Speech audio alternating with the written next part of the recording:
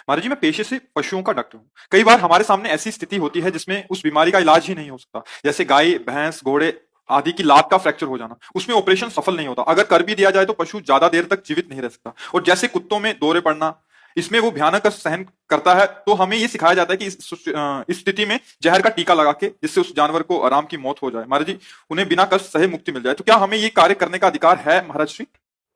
यदि वो 100 दिन तड़प करके जीवित रहता है तो उसके पाप नष्ट हो जाते हैं, और वो परम पवित्र होकर शरीर छोड़ेगा तो अगली योनि उसको बहुत सुंदर मिलेगी। यदि आपने जहर दे दिया तो आपका अपराध बन गया, उसका प्रारब्ध भोग बकाया रह गया। अब वो उसको भोगेगा, फिर जाके तुम बचा नहीं पाओगे, लेकिन तुमने पाप कर दिया। जैसे ना कि अब तो ये लंगड़ा हो गया, चल नहीं पाएगा, तो मार देते हैं इसको, वे मुक्त हो जाएगा। क्यों मुक्त कहाँ हो जाएगा? मुक्त तो भगवान की प्राप्ति के बाद होता है।